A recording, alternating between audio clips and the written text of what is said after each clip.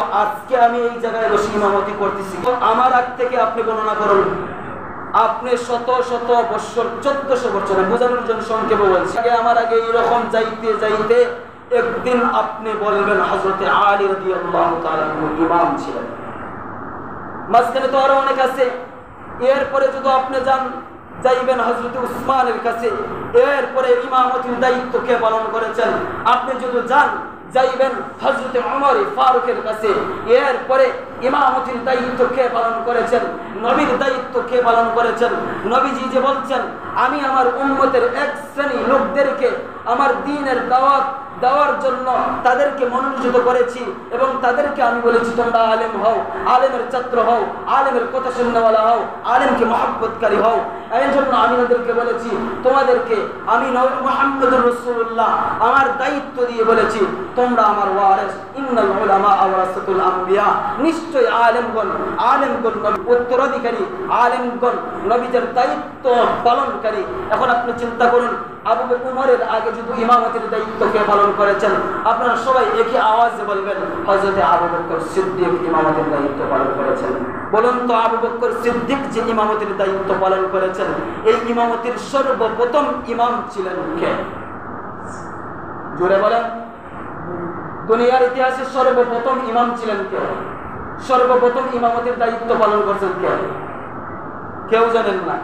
মুহাম্মদুর রাসূলুল্লাহ। কে? জোরে বলেন। কে দায়িত্ব পালন করেছেন? জোরে বলেন, আওয়াজ সবার মুখ বলেন।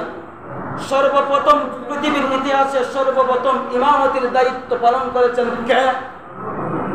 মুহাম্মদুর রাসূলুল্লাহ সাল্লাল্লাহু আলাইহি ওয়াসাল্লাম। এখন আজ থেকে নিয়ে 1450 বছরে এইভাবে আস্তে আস্তে আস্তে নবীজির ওয়ারিসরা নবীজির ইমামতির দায়িত্ব পালন করতেছে, ঠিক কিনা? জোরে বলেন। তাইলে ইমামতি কার দায়িত্ব? জোরে বলেন। ইমামতি কার দায়িত্ব? মুহাম্মদুর রাসূলুল্লাহর দায়িত্ব। এখন বলুন, মুহাম্মদুর রাসূলুল্লাহকে আপনারা একজন দেখাইতে পারবেন? একজন বলতে পারবেন যে মুহাম্মদুর রাসূলুল্লাহকে আবু বকরের মতো সাহাবী, আবু বকর উম্মতের মধ্যে সবচেয়ে শ্রেষ্ঠ, সবচেয়ে দামি? বলুন তো কেউ বলতে পারবেন আবু বকর মুহাম্মদুর রাসূলুল্লাহকে কোনো হুকুম দিয়েছেন? বলতে পারবেন? কোনো হুকুম দিয়েছেন? মুহাম্মদুর রাসূলুল্লাহর উর্দে কথা বলেছেন? কেউ বলতে পারবেন? কথাগুলো ভালো করে বুঝেন। কেউ বলতে পারবেন? কেউ বলতে পারবেন না। কিন্তু আমাদের সমাজে এমন কেমন হইল? আমাদের তো চিন্তা ধারণা যে আমার কথা ইমাম চলবে, আরেকজন বলে যে আমার কথা, আমি যেইভাবে, আমি সভাপতি, আমি সেক্রেটারি। ওইখানে অনেক লোক আছেন যারা বাইরের সমাজের আছেন, আপনি জানেন না তো ইমামরা কত কষ্টে আছে। ওয়াল্লাহি নবীর দায়িত্ব যদি না হইতো আমার মনে হয় না কোনো ইমাম ইমামতি করত। আপনারা একটু এইগুলা কেউ বলবে না। যদি দেখেন একজন ইমামের প্রতি কত নির্যাতন করা হয়, কত নির্যাতন করা হয়। বলুন তো, আমি আপনাদেরকে জিজ্ঞেস করি, আপনারা একজনের জোর করে বলবেন আপনাদের একজনের সংসার চালাইতে কত লাগে, মাসে খরচ লাগে? কথা বলেন। একজন বলেন, একজন বলেন কত লাগে? নিম্নে 15-20 হাজার, 30 হাজার, 25 হাজার, ইমামের 10 হাজার। তারপর ইমামতি কেন বলে জানেন? এই মিম্বরে মুহাম্মদুর রাসূলুল্লাহ নসিহত করেছে। এই মিম্বর সাধারণ মিম্বর না, দামি মিম্বর। কেমন দামি? আল্লাহ, মুহাম্মদুর রাসূলুল্লাহ যে মিম্বর নসিহত করেছে, এই মিম্বরে চাইলেও বসা যায় না। চাইলে বসা যায়? বলুন তো, আমার মতো হাজার হাজার যুবক আছে না নাই? জুড়ে বলেন, আছে না নাই? তারা চাইলে বসতে পারবে, কিন্তু আমাকে বসাইছেন কে? আল্লাহ বসাইছেন। আল্লাহ বসাইছেন, হয়তো আল্লাহর কবুলতে আছে।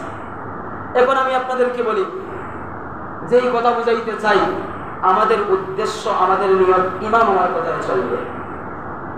আমাদের কথা হচ্ছে ইমাম আমার কথায় চলবে, আমি ওনাকে চালাবো। কিন্তু আপনি ইমামকে কেন চালাবেন? ইমাম তো আপনার নেতা, আপনার সামনে দাঁড়ায়। ইমাম তো আপনার দুনিয়া এবং আখিরাতের দায়িত্ব নিয়ে ইমাম সামনে দাঁড়ায়। যেই ইমাম সামনে দাঁড়াইলো আপনার দুনিয়া, নামাজের মাধ্যমে দুনিয়ারও দায়িত্ব, নামাজের মাধ্যমে আল্লাহ দুনিয়ার মানুষকে রিসিভ দেয়। আখিরাতে নামাজের মাধ্যমে আল্লাহ তাআলা দুনিয়ার মানুষকে জান্নাত দিবে। বলুন তো, নামাজের দায়িত্ব একজন ইমাম সাহেবের কাঁধে তুইলা আপনার দুনিয়া ও আখিরাতের দায়িত্ব নিলেন। আপনার বিবেকে কেমনে বাধা দেবে তার সমালোচনা, তার আলোচনা, তার বিরুদ্ধে কথা বলতে? কেমনে বাধা দেয়? এখন বুঝি আবু বকর মুহাম্মদুর রাসূলুল্লাহর বিরোধিতা জীবনেই করে নাই। আবু বকর মুহাম্মদুর রাসূলুল্লাহকে সমালোচনা করে নাই, ওমর করে নাই, উসমান করে নাই।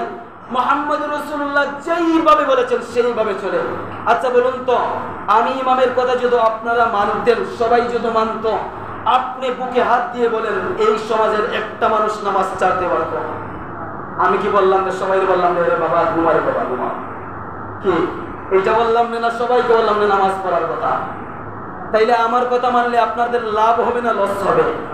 জোরে বলেন। লাভ হবে। এখন আসুন, আমার কথা যদি মানতেন, একজন মানুষ যদি ইমামের কথা মানত, তাইলে সে সর্বপ্রথম বললেন না আপনার বিবিকে, আপনার মেয়েকে বেপরদায় রাখিয়েন না। জানেন না বেপরদায় রাখলে কি অবস্থা হবে? নবীজি বলেন কেউ যদি কার বিবিকে, তার মেয়েকে, উপযুক্ত মেয়েকে বেপরদায় রাখে, পর পুরুষের সামনে রাখে, নবীজি বলছেন এ হচ্ছে দাইয়ুস। আর হাদিসের ভাষায় দাইয়ুস, নবীজি বলছেন কখনো জান্নাতে যাবে। এজন্য ইমামের কথা মানলে লাভ না লস? জোরে বলেন লাভ না লস? লাভ। আল্লাহ রাসূলকে কোনো কিছু বলা যাবে না, আদেশ দেওয়া যাবে না, তার সাথে হিংসা বিদ্বেষ পোষণ করা যাবে না। কারণ নবীজি তো আমার দুনিয়া আখিরাতের দায়িত্ব বহন করতেছেন। যেই নবীজি আমার দুনিয়া আখিরাতের দায়িত্ব বহন করলেন, তার সাথে বিয়াদবি কেমনে করি? কিন্তু বলুন তো, নবীর জমানায় নবীর সাথে বিয়াদবি করেনেওয়ালা ছিল কিনা? আবু জাহেল করতো কিনা? উতবা করতো কিনা? জুড়ে বলেন। উতবা রাসূলুল্লাহর সাথে বিয়াদবি করছে কিনা? সাহেবা করছে কিনা? তাইলে করেনেওয়ালা এক শ্রেণীর লোক আছে না নাই? যেহেতু নবীর যুগে ছিল, আমাদের যুগেই থাকবে। কিন্তু তাদেরকে যদি আমি পায়ে ধরি, বলি না ভাই তুমি যার বিরোধিতা করছো সে তো তোমার দুনিয়া আখিরাতের দায়িত্ব নিয়ে সামনে দাঁড়ায়, তার বিরুদ্ধে তুমি কেমনে কথা বলো? তার বিরুদ্ধে তুমি কেমনে কথা বলো? সে তো তোমার দুনিয়ার দায়িত্ব নিছে, আখিরাতের দায়িত্ব নিছে, কেমনে তুমি তার বিরুদ্ধে আলোচনা? এখন আসুন বলুন তো, আমি যদি আপনাদেরকে প্রশ্ন করি, বলুন তো 5টা ফ্যামিলি একটা ফ্যামিলি চালাইতে পারবে? আমার কথা বলছেন না? 5টা ফ্যামিলি, ধরেন ওই 5 ভাই আছেন, ওই 5 ফ্যামিলির মধ্যে যদি আরেকটা ফ্যামিলি অ্যাডজাস্ট কইরা দেই যে তোমরা তো 5 ফ্যামিলি খাবার দাবার করো, সব কিছু করতেছো, তোমাদেরকে আরেকটা ফ্যামিলি ঢুকাইয়া দেই, তারা চলাইতে পারবে কিনা? জুড়ে বলেন পারবে কিনা? 5টা ফ্যামিলি একটা ফ্যামিলিকে চলাইতে পারে। যেমন একটা ফ্যামিলির খাদ্য কি লাগে? যেমন খাবার লাগে, এরপরে চিকিৎসা, ডাক্তারি, বিভিন্ন লেখাপড়ার খরচ, এভরিথিং ইত্যাদি যেগুলো লাগে। 5টা ফ্যামিলি, আপনারা বলছেন, আপনাদের কথা আমি বলি, আপনারা বলছেন যে 5টা পরিবারে একটা পরিবার চালাইতে পারে, কিন্তু আপনি একটু গভীরভাবে চিন্তা করে দেখেন, 100 সমাজ, 150 সমাজ, 200 সমাজ মিল্লা একজন ইমামের পরিবার চালাইতে পারে? জোরে বলেন পারে? 5টা ফ্যামিলি যদি একটা ফ্যামিলি চালাইতে পারে, তাহলে 100 থেকে 150 ফ্যামিলি কেন একজন ইমামের ফ্যামিলি চালাইতে পারে না? তাইলে আমরা রসুলের দায়িত্ব যে পালন করলো, তার মর্যাদা সম্মান আমরা কি দিলাম? রসুলের প্রতি আমাদের ভালোবাসা কি?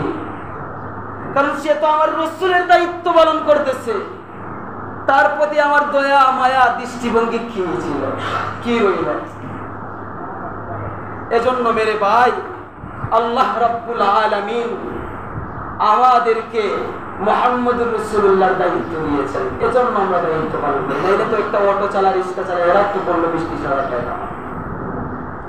এজন্য যেই কথা বলতে চাই, কখনো নবীজি বলছেন আলেম হও, আলেমের ছাত্র হও, আলেমের কথা শুননেওয়ালা হও, আলেমকে মহব্বত করে নেওয়ালা হও, ওয়ালা তাকুন খামিসান ফাতাহলিক, 5ম লোক হইও না, আলেম বিদ্বেষী হইও না।